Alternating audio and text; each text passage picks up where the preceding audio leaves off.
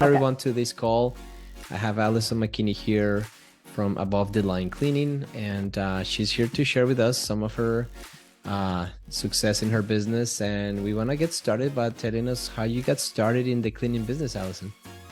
Okay, so basically I started the business for a couple of different reasons.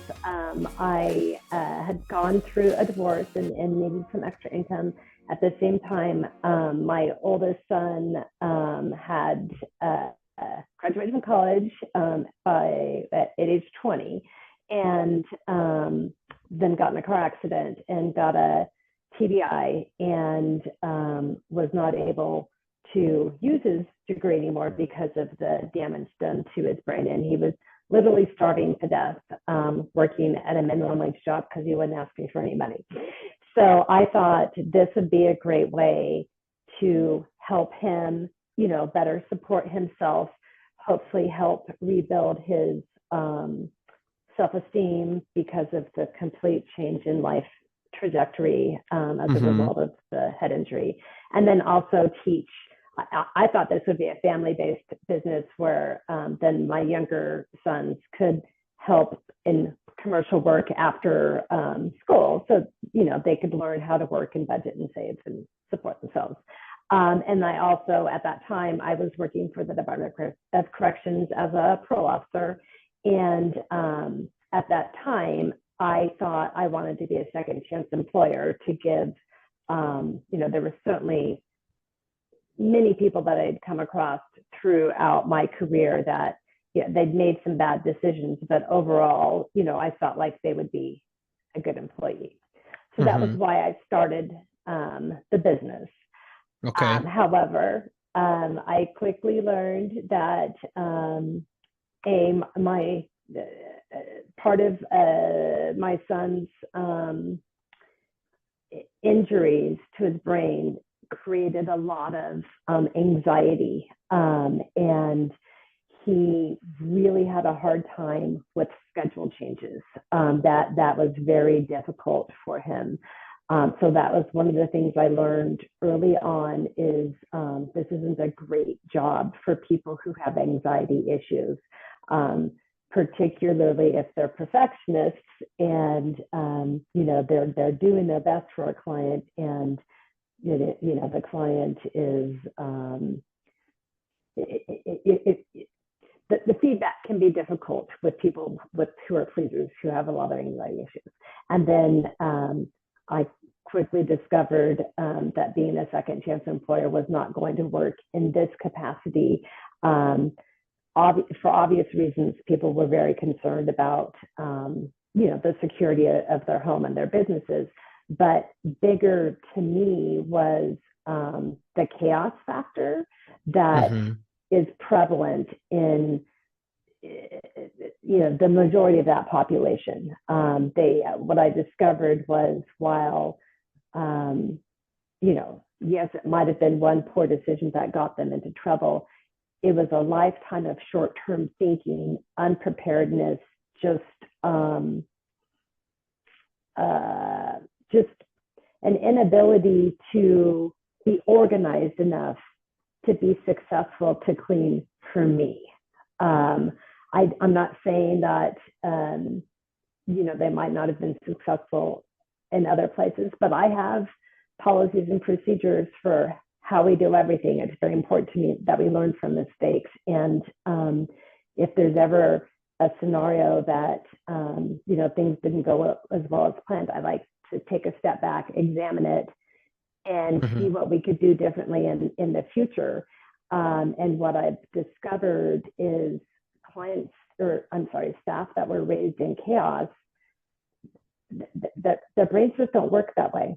And so that just wasn't a great fit for me. But like I said earlier, that was a big reason why I was drawn to your app, because I was already, I'd already had a list of characteristics that I knew made great cleaners and characteristics that I knew, weren't good fits for me. And so I was trying to create my own assessment to use my time better in making hiring decisions when I came across, your app and realized that you'd done so much of that work for me already. So Yeah.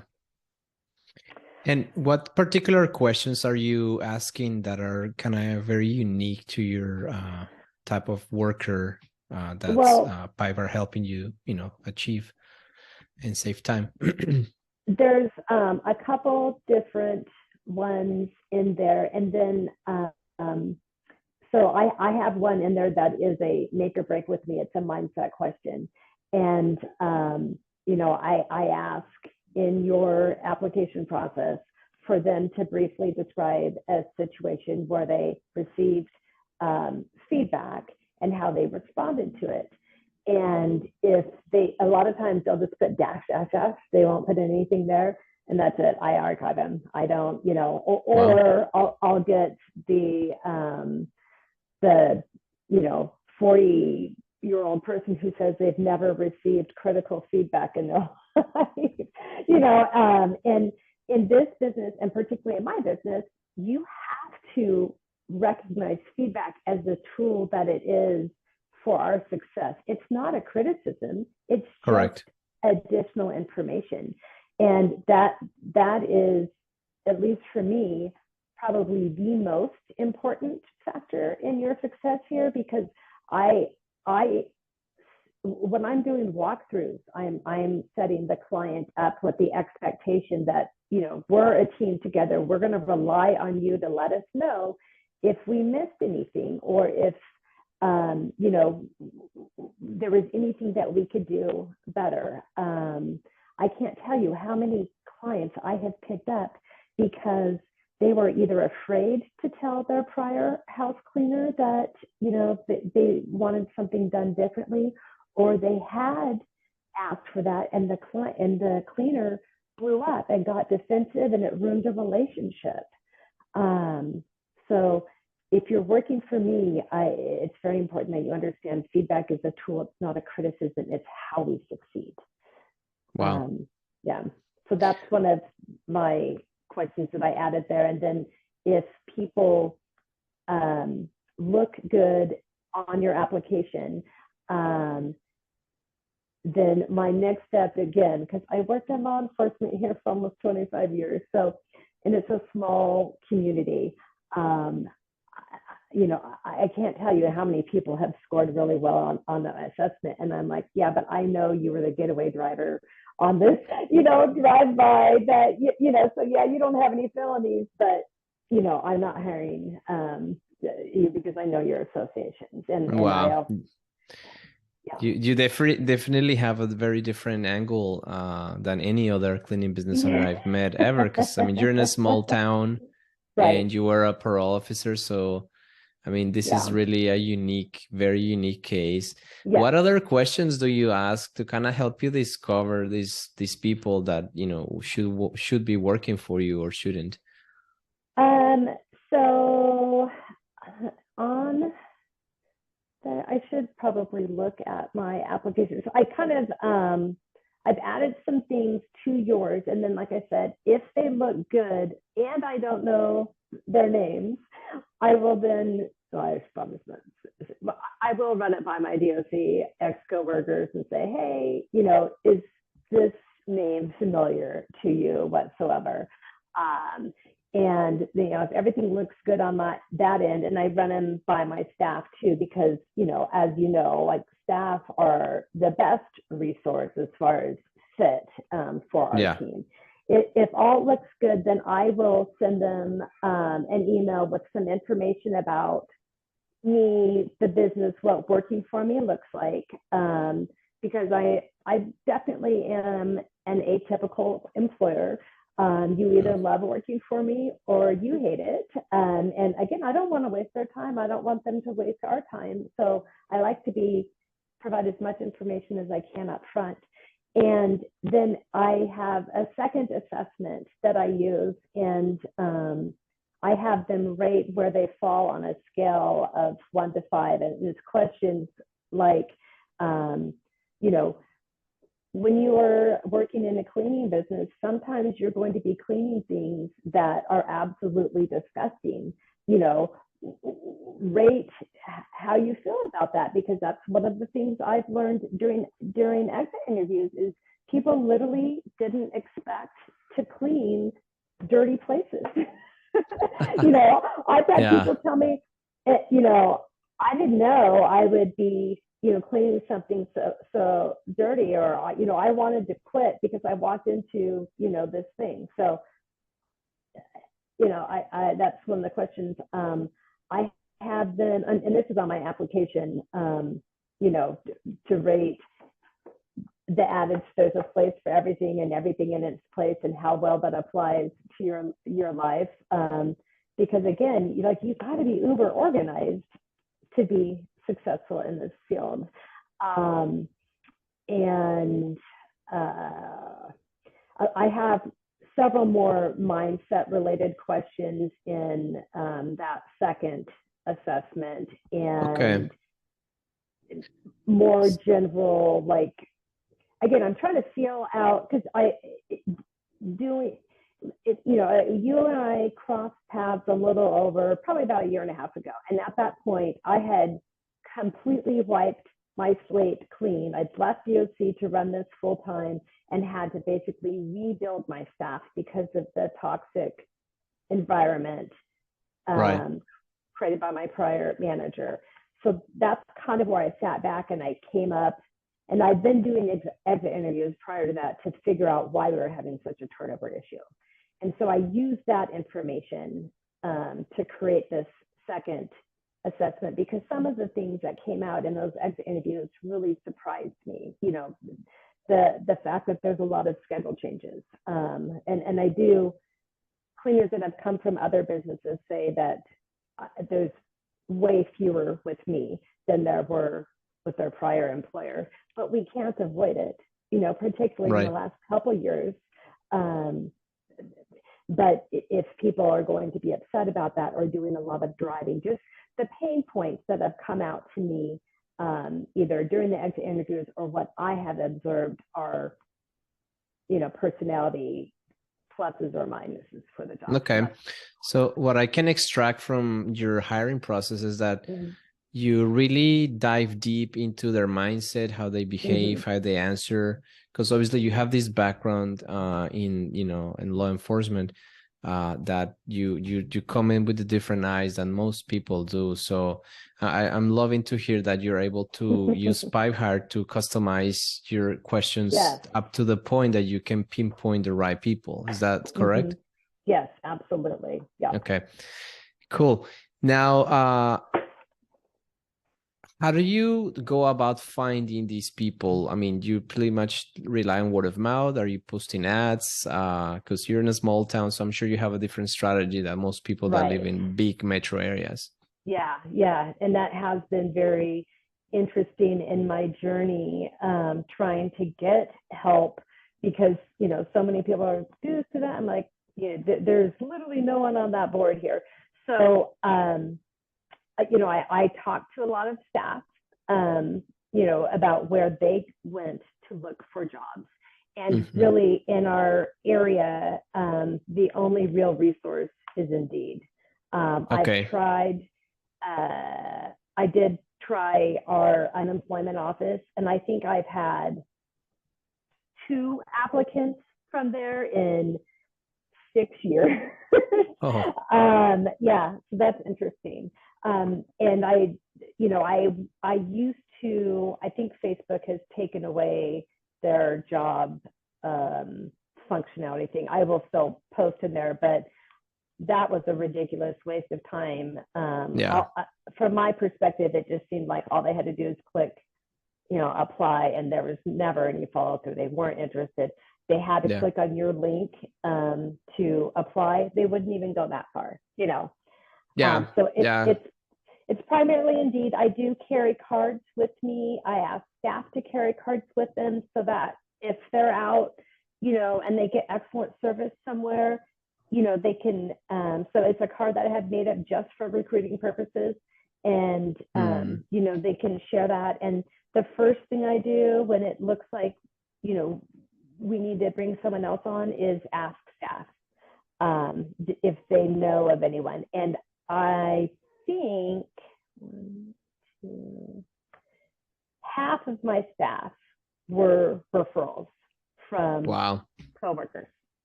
So Those are the best. Yes. Yeah.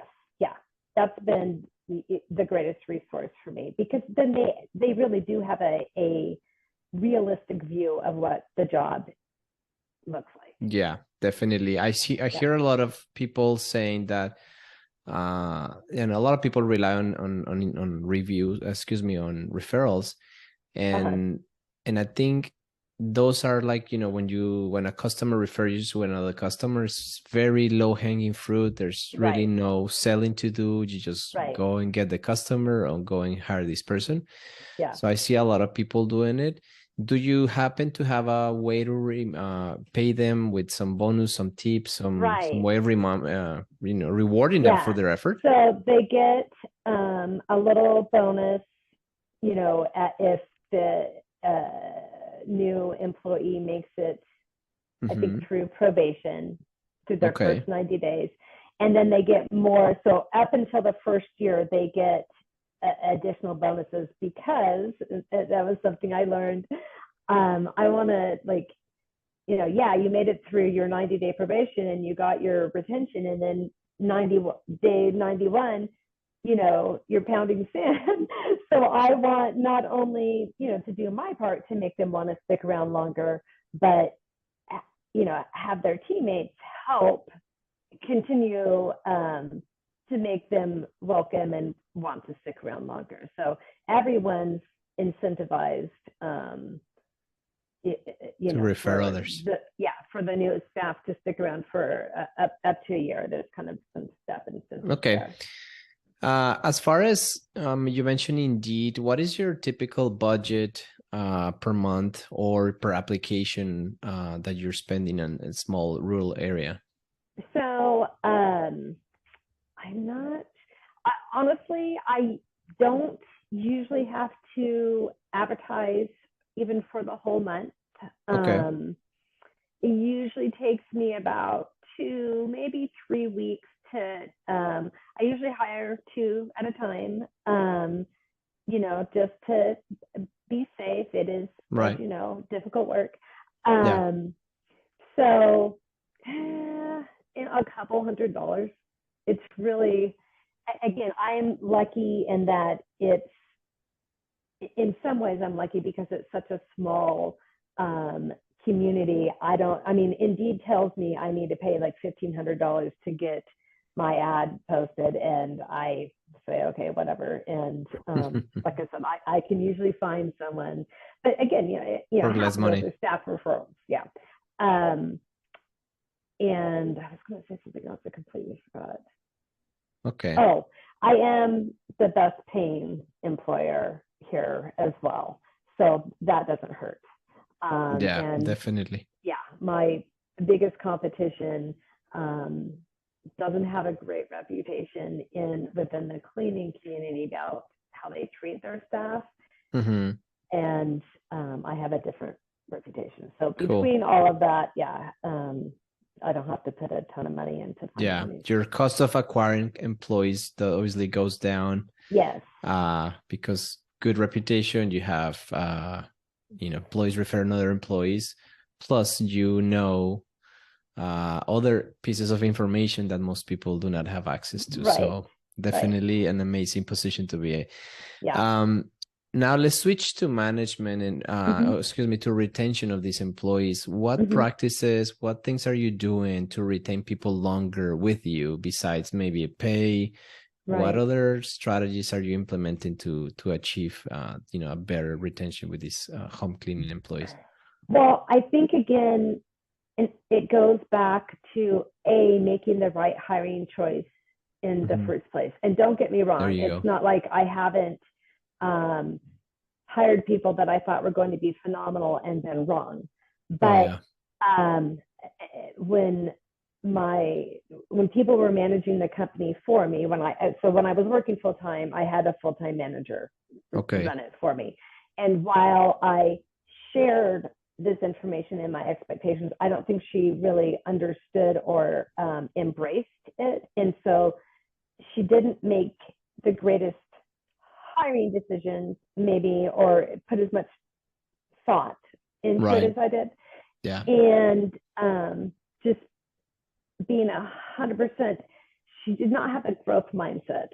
And so, you know, there was there's definitely a morale issue that could be traced back to the way things were being handled in my business, which is a big reason why I decided to step away from DOC and run this full time. So I feel like the difference is now, because almost all of my staff have been with me now for a year or more. So since I left DOC. And again, I don't mean to be obnoxious, but they say they love working for me. I try, I guess, I want to be there for my staff in whatever capacity I can. And so we are a small team. I'm available to them. If they've got any personal issues. If something goes awry, again, like, to me, that's a learning experience. Now, if you keep making the same mistake, you know, and expecting a different result, that's a different thing. But otherwise, you know, people, they'll be so worried that they're going to get in trouble for whatever. And I'm like, you know, you're human. Like, so what can we do differently next time? And I think that, I mean, you'd probably have to ask them, but I feel like that maybe is a big reason why people like working for me. They don't, you know, I'm not easy to work for, but I don't know, I'm reasonable. Okay. No, I got it. And let's switch to kind of last closing questions here. What would you say to somebody that's just getting started in the cleaning business? And, you know, you have all this knowledge that you've acquired through the years. What do you think is the most important thing they need to know about hiring house cleaning employees? If you could put it in like 1 or 2 sentences or words, yes, what will be that for you? I'm a big proponent of smarter, not harder.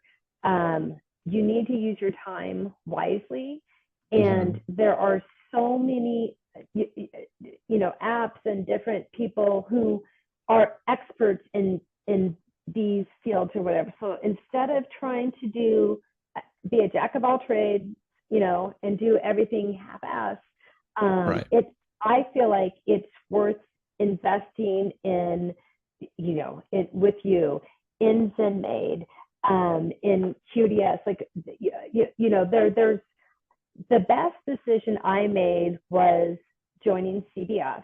I learned a ton of information from that. Yeah. But the better part of it is all the connections I've made. So whenever I run into a hurdle or question, I immediately go to those mastermind groups and I search in there. There's been so many wonderful people like you, like Courtney Wisely, you know, Ahmad, like, that have just been, there's a wealth of information. Tap it. Don't recreate the wheel. It is out there. Yeah. And so many amazing people who just want to help. Like, we are a community of helpers. So. Definitely. I definitely agree. I jump on those groups still, share and ask questions, and always, you know, get tons of valuable questions. Yeah. And I think the CBF communities is one of the best, most valuable communities out there for residential cleaning. So thanks to, you know, Debbie Sardone and all her team. So I'm glad, love that question. And now last thing, what's your favorite podcast or blog or anything related? Who do you follow in the home service space or residential cleaning space? Well, again, I'm really a nerd. And so whatever I'm doing, I'm listening to something constantly. And there's really probably too many I can't narrow that down to one person, but, you know, Angela Brown is just a wealth of information. Yeah. And again, you know, so in her professional house cleaners group is a fantastic Facebook group. The Zen Made Mastermind group is awesome. But you know, there's really too many resources out there for me to narrow it down. So yeah, okay, no problem. Yeah, there's like constantly new groups popping up in Facebook for cleaning, and I think there is no secret for this business. It's all out there. It's really putting the work, the effort, finding the ideal employee for your company. In your case, you have a unique person that you're looking for, and I've seen that throughout all the companies that we've helped in Pipehire. Is people have to find the ideal employee for their business. You know, it's similar to the rest, but it's unique to your market, to your city, to the way you operate. So that will be kind of my take on what I've seen across all these companies is, you know, finding your ideal employee, putting the work out there, and following all the mentors and the people that are experts in this business, and you will succeed. This business is somewhat difficult, but it's not impossible. Right. So as long as you learn, all you have to do is learn. You know, I tried this, didn't work. Big deal. We're moving on. You know. Yeah. Cool. Yeah. Well, that's it. And thank you, Alison, for today. It's been a pleasure chatting. I'm glad we connected again. Always here to help. Reach me with any questions, anything that I can support, and we'll be chatting. We'll see you soon. All right. Thank you. Have a great day. Thank you. God bless. Bye. Have a good one. Bye. Bye. Ciao. Hey, don't forget to like, subscribe, and comment on this video and tell us what was your biggest takeaway of the interview. Also, follow us on Instagram at PipeHireHRM and join our Facebook group so you can learn how to hire, manage, and retain more employees in your home service business. Hey, before you go, if you're planning on hiring and growing your headcount and revenue for your home service business, check out PipeHireHRM.com.